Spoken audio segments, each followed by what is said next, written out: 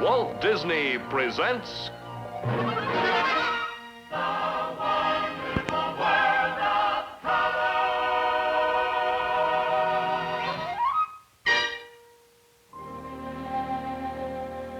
This week, from Walt Disney's wonderful world of color, we bring you Operation Undersea.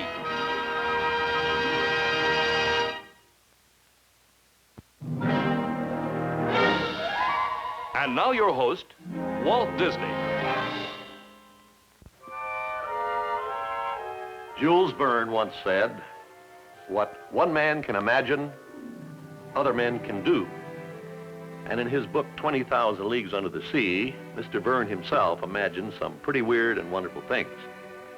However, when we decided to make a picture out of this classic story, we soon discovered that though Mr. Verne was undoubtedly right, the imagining was much easier to do than the doing. Now, how we solved the many problems of getting this book of fancy fiction on film is a story we bring you on this program. We call it Operation Undersea. And now to tell about it, here's our narrator, Winston Hibbler. This is a model of the Nautilus, Jules Verne's fantastic submarine. Building one of these, full scale, was problem number one. And here's the Jules Verne diving suit. It carried its own air supply, and this was problem number two. When we tried to duplicate these suits, we found that here in the 20th century they hadn't been invented yet, at least not a practical version. And we wondered just how much man had accomplished along this line. So we dug into research, and we came up with some rather interesting and amusing facts. We put them together in a little story, a sort of history of man under the sea. You'll find our artist took the subject rather lightly, though. For example, this is the sea, the restless sea.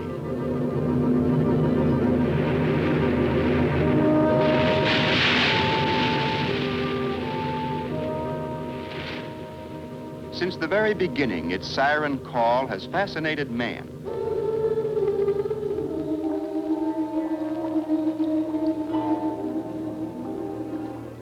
This is man, Homo sapiens, sometimes called the thinking animal.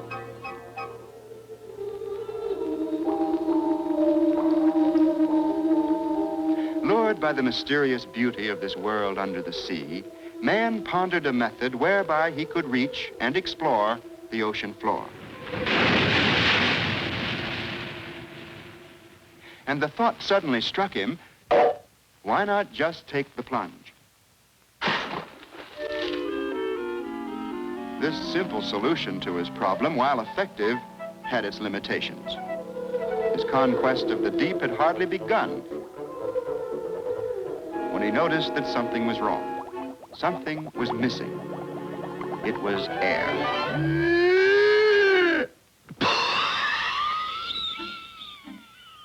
Centuries later, when man was a Roman and very ingenious, he hit upon the idea of using a hollow reed to supply him with air as he sought his elusive goal at the bottom of the sea. But this method, too, proved impractical, for he discovered that beyond a depth of 3 feet, an interesting physiological phenomenon invariably took place.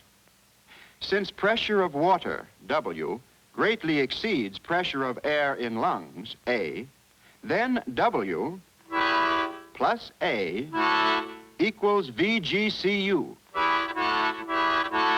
violent gastrocardiac upset. At this point, the lungs collapse. And man usually loses all further interest in the experiment. 1,700 years passed. Now man was an Englishman and ruler of the seas, but only of the surface. He still sought a way to answer the siren call of the mysterious deep. Now, about this time, a series of peculiar events led to the invention of the diving bell. It happened during the third watch. The rope broke, and A man was struck by B bell, knocking him into C. See? Here he discovered that the air in the bell displaced a good portion of the water, permitting man for the first time to breathe under the surface. Eureka! But unfortunately, it also developed that air once used was worse than no air at all. But now man was a scientist, and he used logic to solve his problem. To the Englishman's bell, he applied the principle of the Roman's hollow reed and attached thereto a simple hand pump to supply the proper air pressure.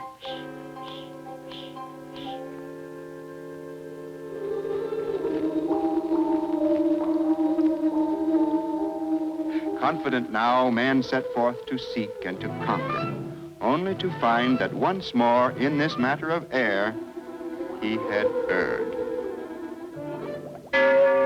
There was plenty of air in the bell, but he couldn't take it with him. Man envied the freedom and mobility of the fish. And so, with a few minor alterations,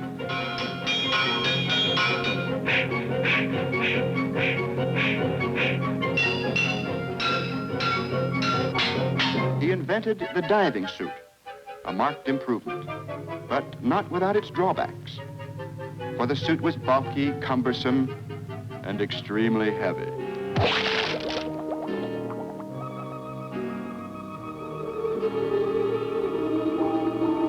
Now, it's true that man had a certain mobility, but he soon found that the long, trailing air hose was both a hazard and a hindrance. It definitely limited his operations under the sea.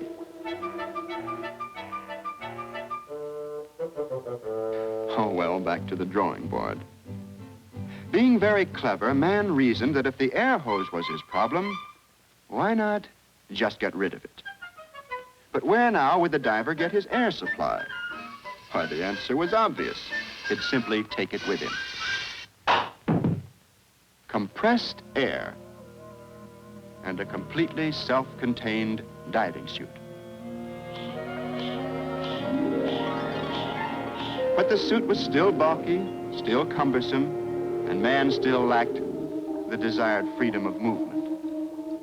He had, however, taken a long step forward, for he was able to descend now to depths never before imagined. Of course, even minor damage to the suit meant a return of that old malady, no air. Of necessity, then, man made his greatest discovery. By simply pressurizing his lungs, his problem was solved. This, then, was the aqua lung, a tank of compressed air and tubes for breathing. Man now adds a face mask, fins for his feet, and becomes a skin diver, a creature completely at home in the sea. Now at last was he free and unencumbered, free to pursue his age-old dream. Yes, man had done it again. Of course, he will always have one more goal to win, but we can be sure that if man puts his mind to it, the ultimate victory will be his. Good luck, man.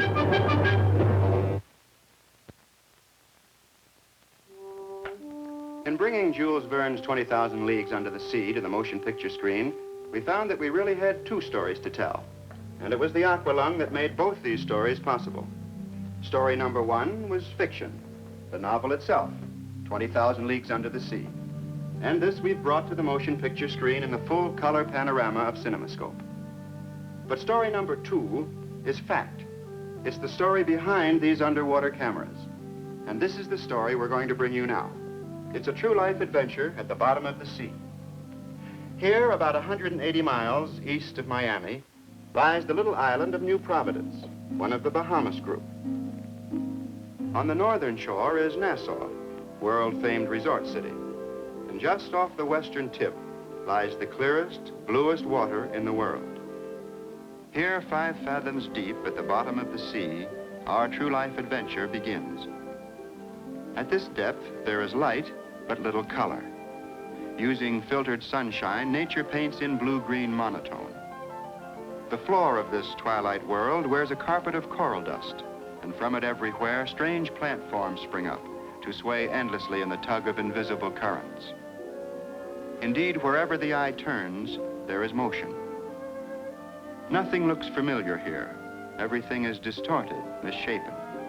Yet overall, there's a strange, eerie beauty that has no counterpart in the surface world above.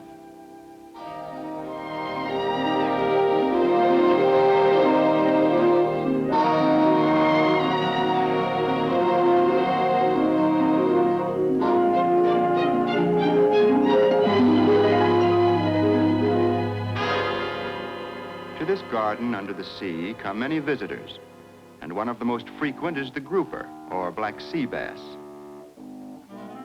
He views the world about him with a different eye. To him, everything is just as it should be, perfectly normal. Each day, life follows the same familiar patterns, and so does death.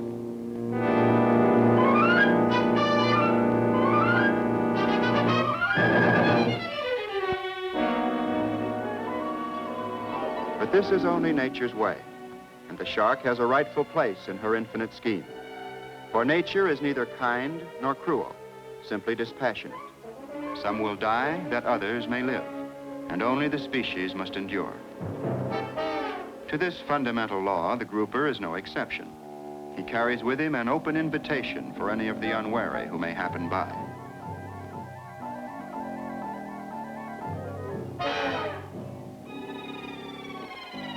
Like many of the others, the squid seems to give his prey a sporting chance and takes it on the fly.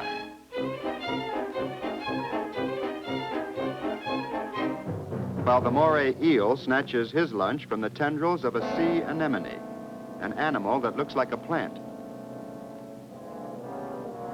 It's a grim circus the grouper sees, yet it has its lighter side. The parade of the clowns, for instance. The lobster is well known for his peculiar way of walking, and the hermit crab for his peculiar way of walking off with someone else's house. Then there's the spitting fish, and the shameless kissing fish, who practice their amorous antics right out in public. But these moments of humor are always overshadowed by the menace of the monsters who live in and rule this world unchallenged. The stingray, terror of the small fry that feed along the bottom. His colossal cousin, the insatiable manta ray. And the octopus, common enemy to almost everything that swims.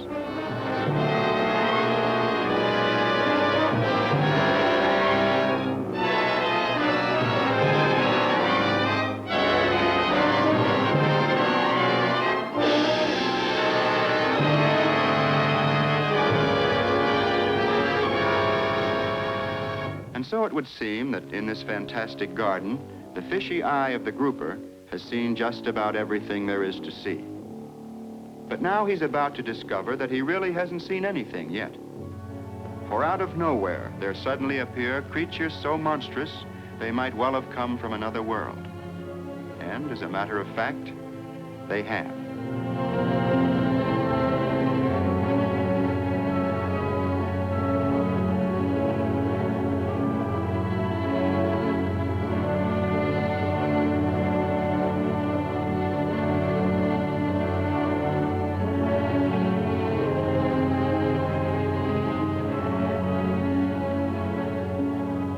They move in slow motion, like things in a dream, but with a purpose, as though they'd come here on some mission. But who are they? What are they? And why are they here? A closer view of the monsters reveals nothing, except the nearer you approach, the more horrible they look.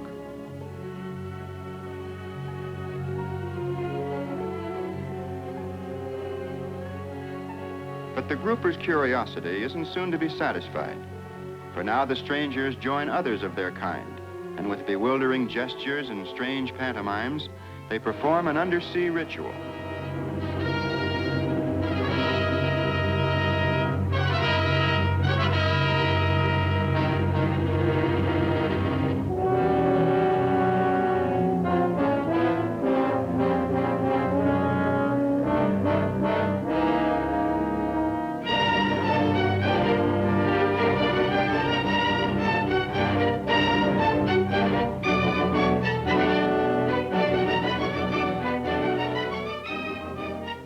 too bad the bewildered grouper isn't endowed with certain human accomplishments.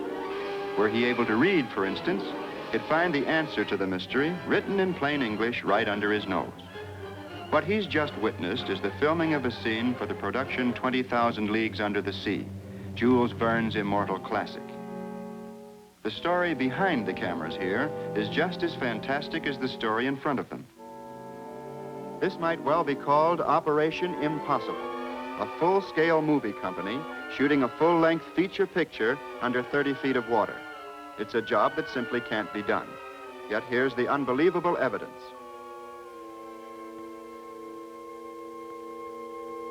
With every turn of the camera, a new precedent is established, a new record set.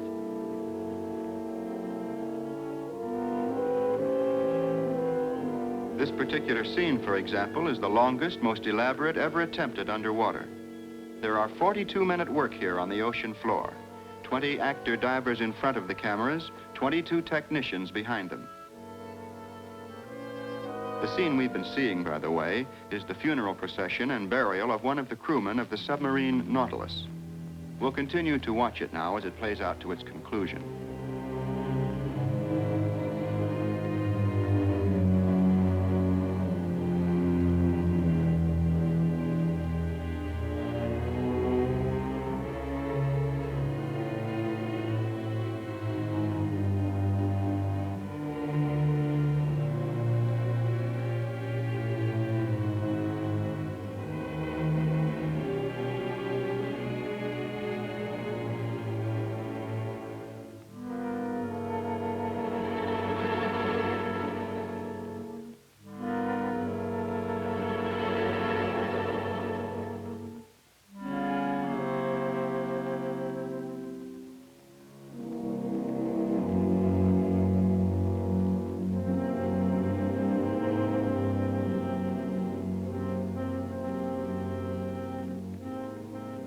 End of the sequence, and the director signals his approval.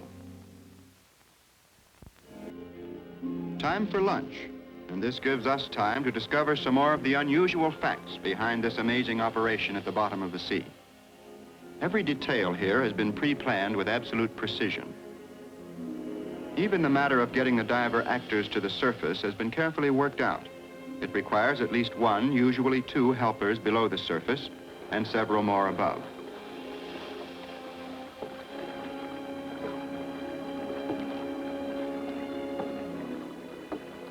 The special diving suits used by the Jules Verne men are designed around an aqualung. They're completely self-contained.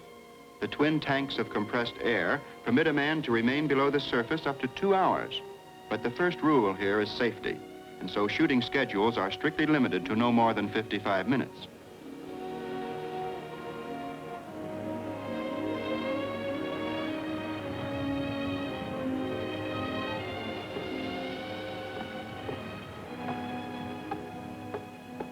The suits offer the maximum efficiency and as much comfort as possible.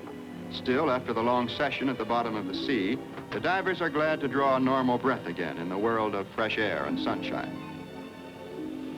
When all the actors are accounted for, the cameras are the next most valuable items to be brought aboard. They must, of course, be inspected and reloaded with film at regular intervals. This is the Mitchell camera in its special housing. Like the diving suits, it's completely self-contained. It has its own power supply to operate the movement and its own aqualung. It's one of the first cameras ever to breathe, automatically compensating for the changing pressures of the various depths.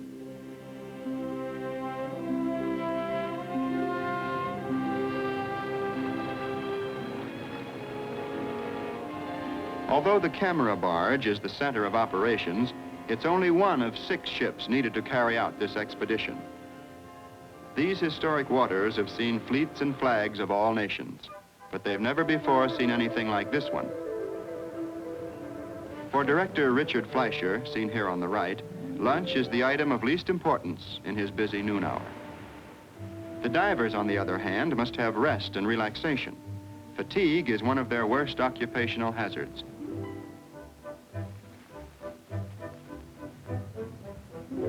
The most essential commodity of the expedition is air, compressed air. Brought by motor launch from the shore, These cylinders contain 200 cubic feet of air each at 2,000 pounds pressure.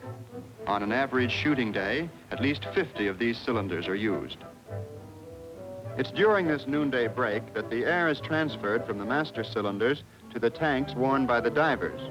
The men who will work the afternoon shooting session rehearse the all-important hand signals. Their instructor is Fred Zendar, master diver, and one of the key men of the expedition. On the ocean floor, all orders must be given with these gestures. There's no other means of communication. This graphic chart, prepared by the Disney cartoonists, shows the code used. Since the divers must always be in top condition, a physical checkup is part of the daily routine.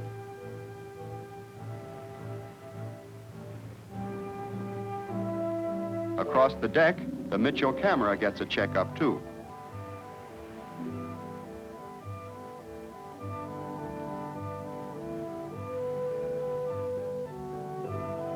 All necessary adjustments and repairs are made right here on board in a fully equipped machine shop. This is the Aquaflex, a floating camera that can travel in any direction while photographing the underwater scenes.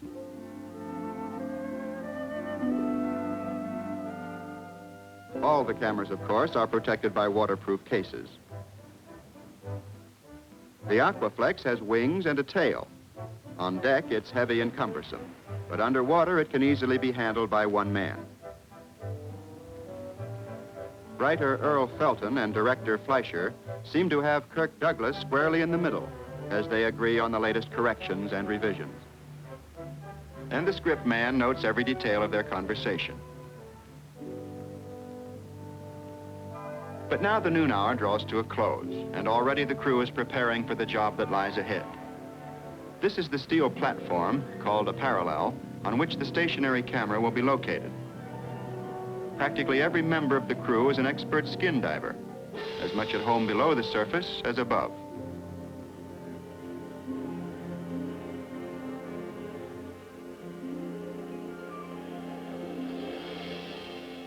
Of course, there are plenty of fish in these waters, but they're never in the right place at the right time.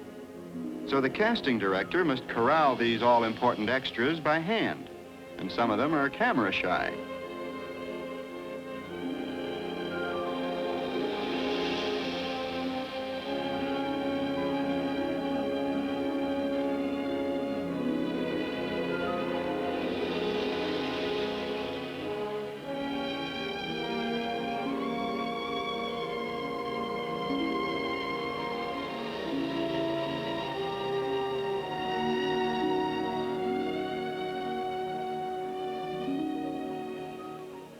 This is one of the central casting agencies where the extras are waiting on call. Actually, these fish have been netted by the native fishermen and are kept alive in these pens for later use.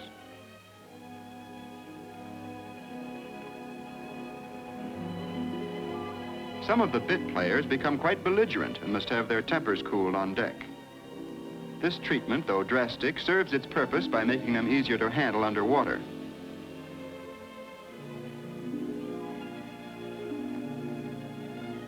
It should be said, however, that for this ticklish job, there aren't too many volunteers. Of course, the diver's gear is rigidly inspected. His weighted boots, his air tanks, and most important of all, the valves and fittings on his helmet.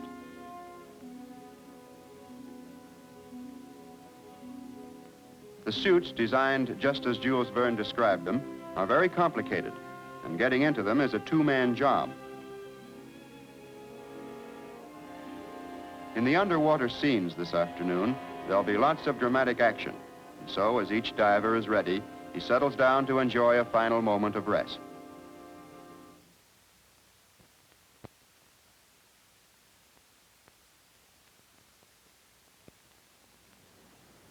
On the decks of the camera barge, the lunch hour is over. And now the Mitchell camera, loaded with fresh film, is first to take the plunge. It will take a few moments to move the camera into position, and then the afternoon shooting session will start.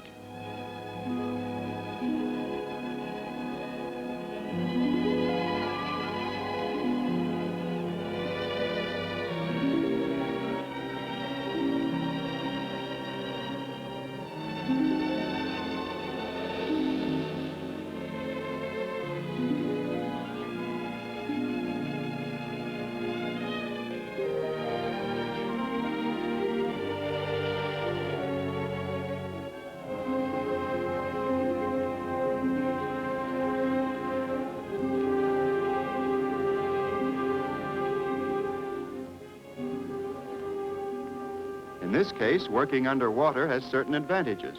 There isn't any part of the camera you can't get at, in one way or another.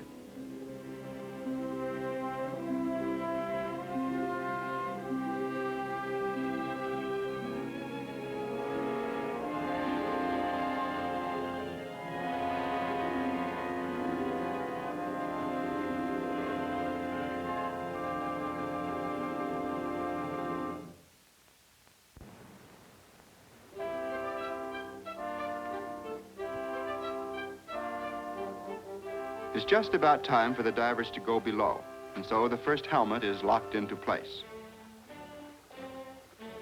Face plates are coated for better vision. The waterproof seal around the wrists are checked, and the fittings on the helmets are snugly secured. As soon as the first diver begins to breathe compressed air, the allotted shooting schedule of 55 minutes begins. So this operation of getting the divers underwater as quickly as possible has been carefully rehearsed.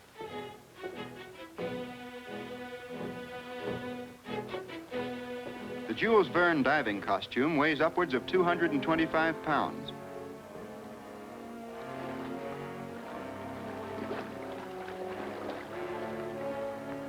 In the water, the actors have neutral buoyancy.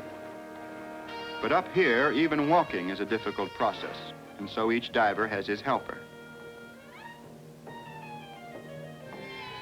In contrast, the men who wear only the aqualung take off for work with no trouble at all.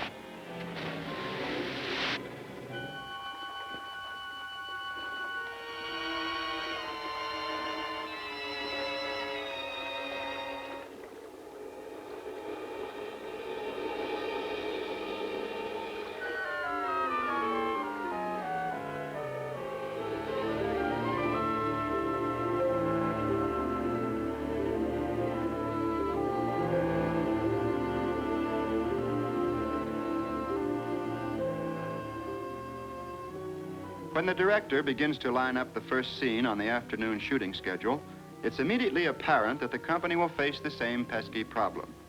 For as the actors move about, they kick up great clouds of coral dust, making photography almost impossible. For this, there's only one practical answer: a carpet for the ocean floor.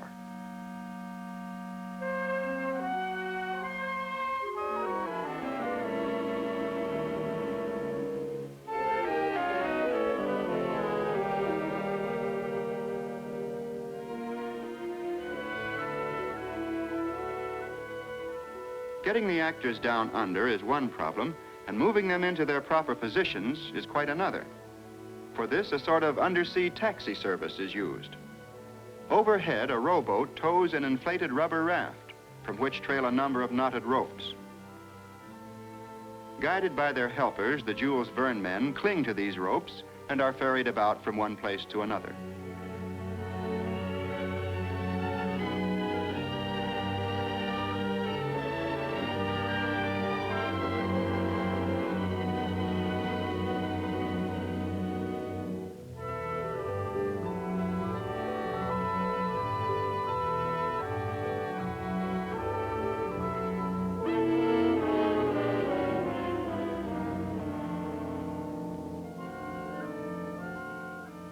Like mother hens, or in this case, mother ducks, the helpers hover over their charges to make sure that all's well. And standing by is one of the ever-present underwater safety men. He's responsible for the entire company and carries 2 bubbling air hoses, ready for instant use in case of an emergency.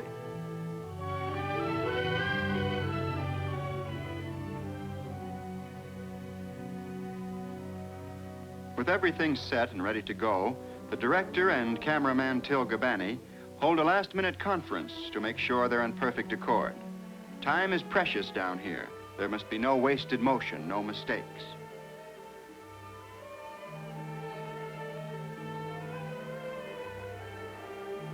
Here's a small delay, however. Some of the bit players are still being moved into place.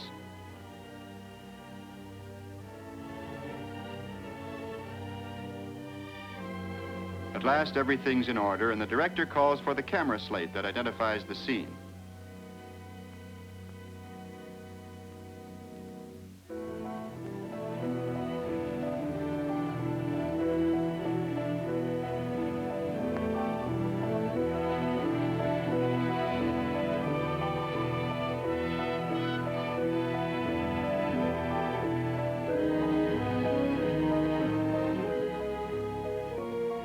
signal for action is given and passed along.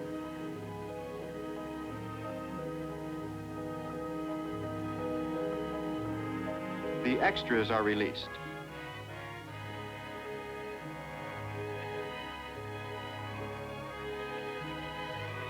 Now the Aquaflex camera goes into action. This is called, appropriately enough, a swim-through shot.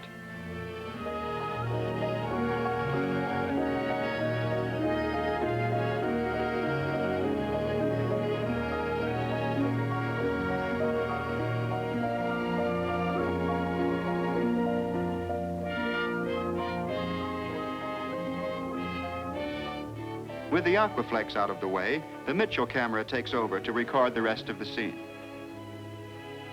In the story, Jules Verne conceives the vast ocean floor as an inexhaustible storehouse of foodstuffs, capable of feeding the entire world. Here, the crew of the submarine Nautilus gathers a harvest of fish eggs.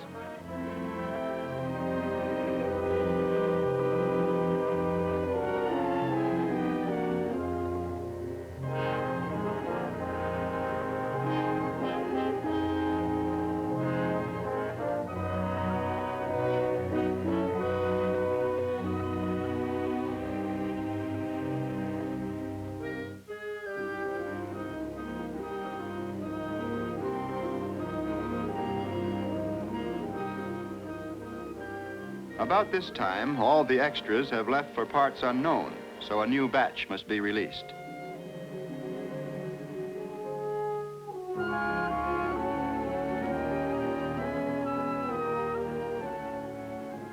Here's an interesting sidelight. A United States Navy cameraman, one of several assigned to the expedition, makes a film record of the new underwater camera methods used by the highly skilled Disney technicians.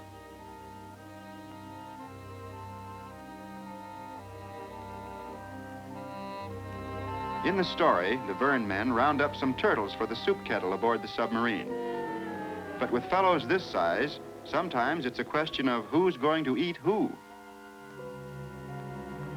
To conserve precious time, the surface crew is already preparing for the next scene to be shot. Of course, the scenery and sets used are of special construction, heavily weighted to hold them in place, and chemically treated to protect them from the salt water.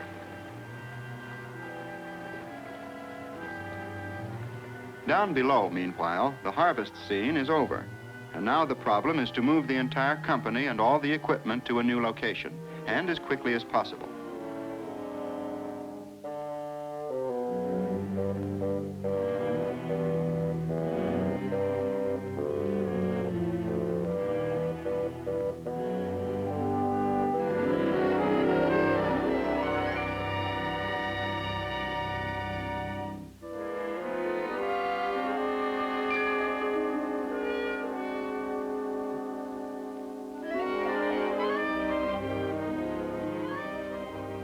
The underwater safety men not only operate the taxi service, they're always ready to carry the divers to the surface in case of any emergency.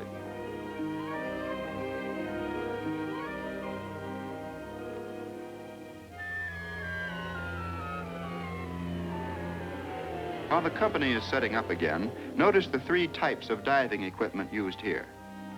The underwater safety men wear the conventional diving suits, while the crew behind the camera, the cameramen, the property men, the grips, and their assistants, wear only the aqualung and a face mask.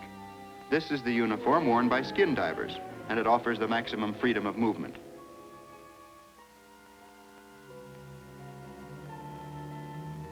The third type of diving gear, of course, is the Jules Verne costume worn by the actors.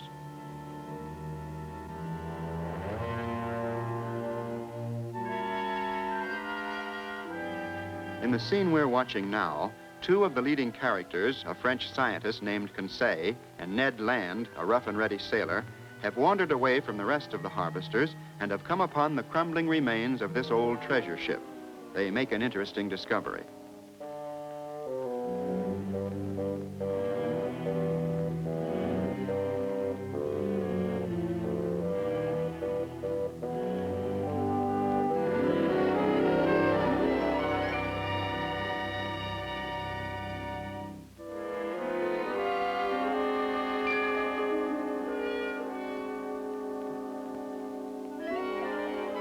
But now the actors are about to make an even more interesting discovery. For waiting outside is a character who isn't on the payroll. And we're about to see one of those rare and unexpected incidents that occur on the best of regulated movie sets.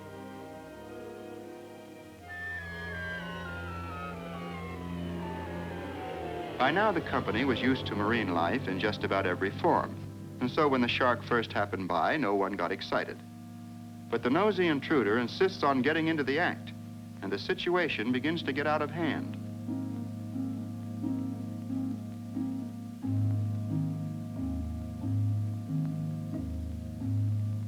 Still, everyone sticks to his post. And in true Hollywood tradition, the cameras keep turning to record this tense moment at the bottom of the sea. Later, the film record of this event proved so exciting, it was given a dramatic ending and used in the final story.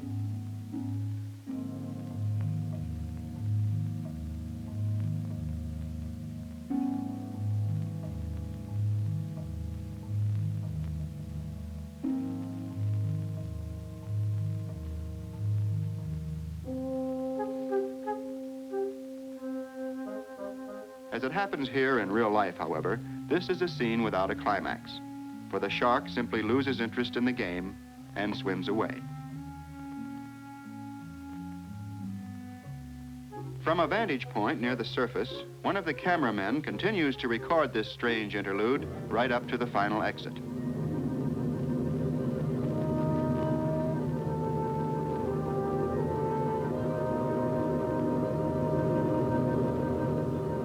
Down below, the actors pick up where they left off, and the scene continues as if nothing had happened.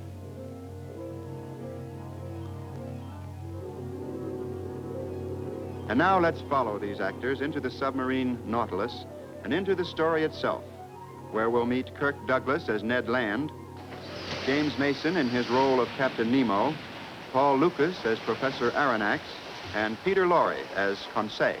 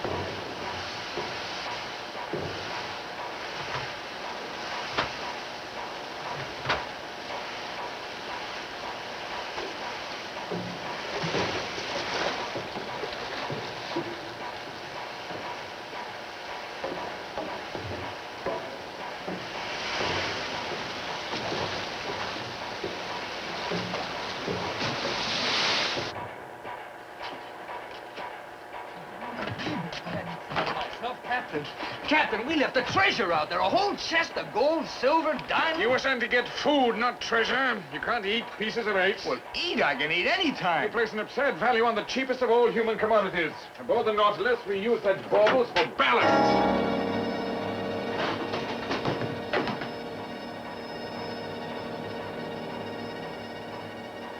Ballast.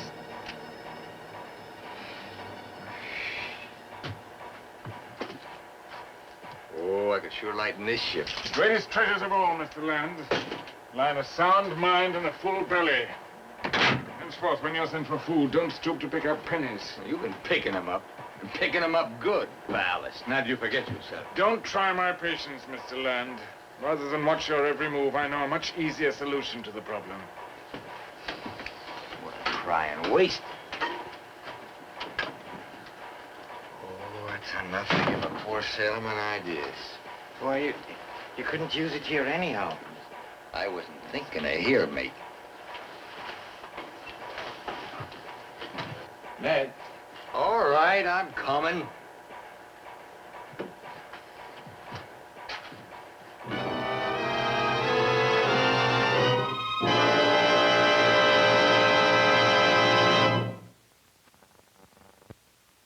These were only a few moments out of many hours spent at the bottom of the sea. Actually, our Nassau company recorded the amazing total of 12,000 man-hours working on the ocean floor. But this was only one phase, one part of the production story. Now, they say the word epic is overused in Hollywood, but certainly 20,000 Leagues Under the Sea is an epic novel, and bringing it to the screen proved to be an epic job. We had companies on location from the home lot here in Burbank to Jamaica, and when we ran out of room here, we set up shop on several other movie lots around town. Now, let's move out to Jamaica and see what's going on out there. The British colonial government, which had cooperated to the fullest with our Nassau company, once again opened wide the doors for us here in Jamaica. This is the beach at Long Bay, the stage for another dramatic episode in 20,000 Leagues Under the Sea. From this viewpoint, the beach looks deserted. But behind the cameras, there's quite a different scene as the Jamaica company prepares for another busy day.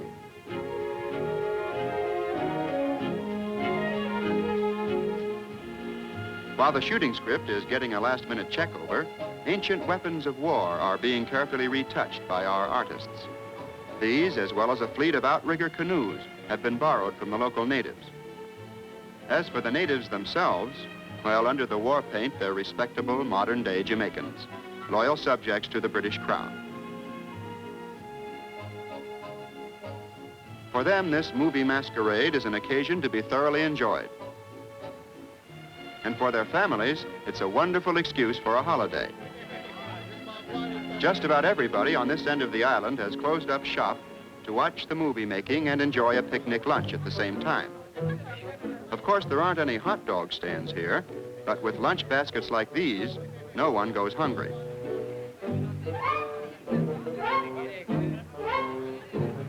Liquid refreshment literally grows on trees. So why worry about soda pop when you can get milk, cool and fresh from a green coconut? And for a bonus, the tender coconut meat is enjoyed by one and all. Today, even the law relaxes, while somewhere in the background, a calypso singer improvises a new theme. From Hollywood in the USA, a cinema she come down this way. Now every Jamaican most happy to be a movie star for Walt Disney. Oh, what a Disney. And now, at the far end of the beach. And don't forget, give us plenty of action, please. All right, places, everybody. Now, this is what we're going to see. Ned Land, trying to escape from Captain Nemo, comes upon a tribe of bloodthirsty cannibals. He's rescued in the nick of time by his friend Conseil. And here's the signal for action.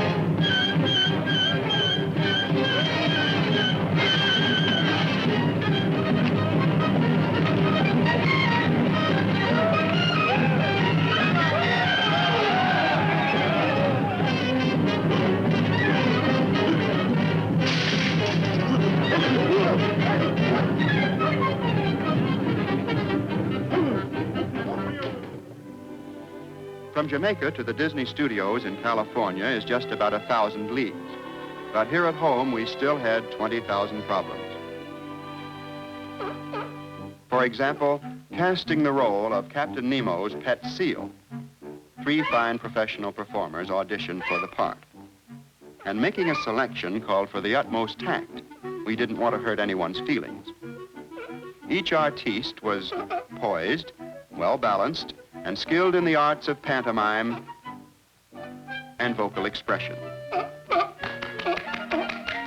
In the final test, however, the role went to the fair charmer who proved she could handle the part best. Her name was Esmeralda, and when told she was the lucky one, she said,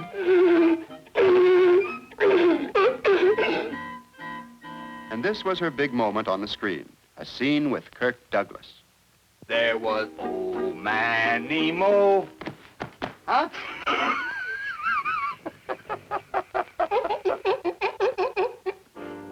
prime ingredient of any adventure story is action, and 20,000 Leagues is packed full of it. For Kirk Douglas, it's one brawl after another. On the waterfront in San Francisco, in the engine room of the Nautilus,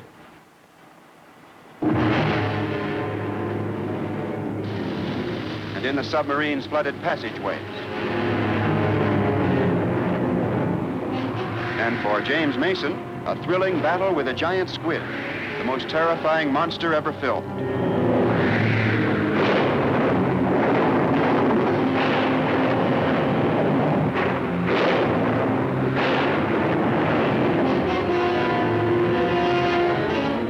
Here's another desperate situation. Ned Land, Professor Aronnax, and Conseil marooned on the deck of the submarine.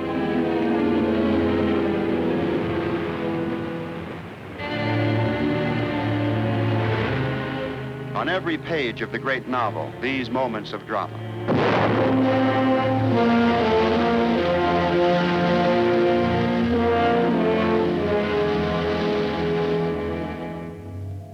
I am dying, and the Nautilus is dying with me.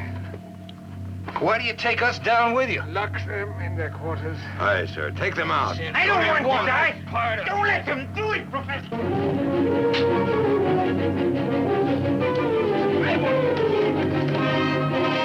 It's all here. All the wonder of Jules Verne's imagination. In this, the greatest adventure story we've ever told. 20,000 Leagues Under the Sea.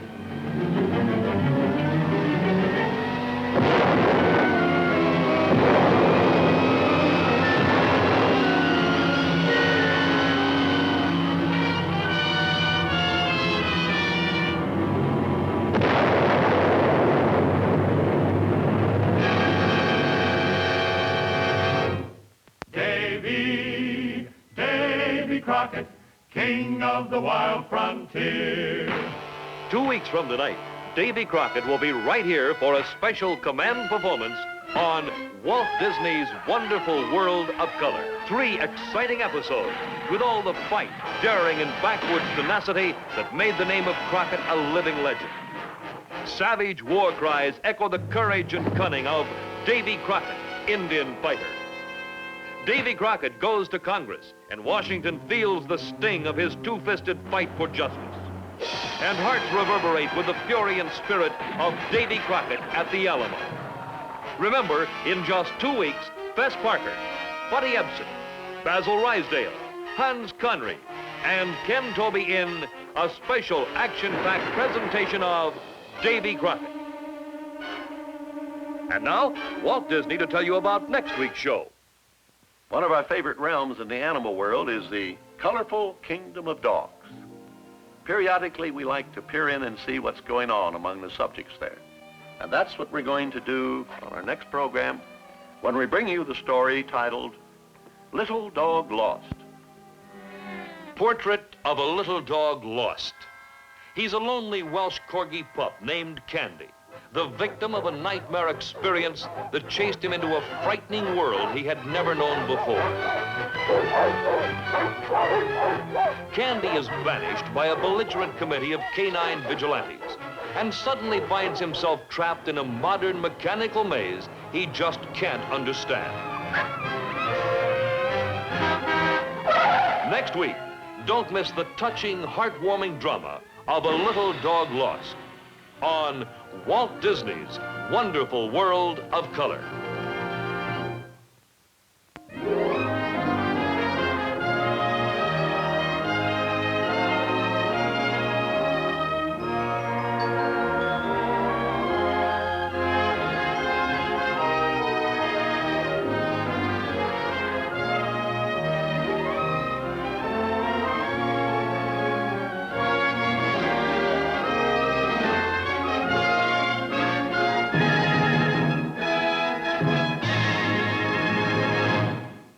Tonight you have taken part in Operation Undersea and witnessed some of the adventures and dangers experienced by Disney cameramen during the filming of Walt Disney's 20,000 Leagues Under the Sea. Soon, in theaters everywhere, you can experience the mysteries and excitement of Captain Nemo's fathomless underwater world. in the mightiest motion picture of them all. See Kirk Douglas, James Mason, Paul Lucas, and Peter Lorre in Walt Disney's 20,000 Leagues Under the Sea. Produced in color in association with the NBC Television Network.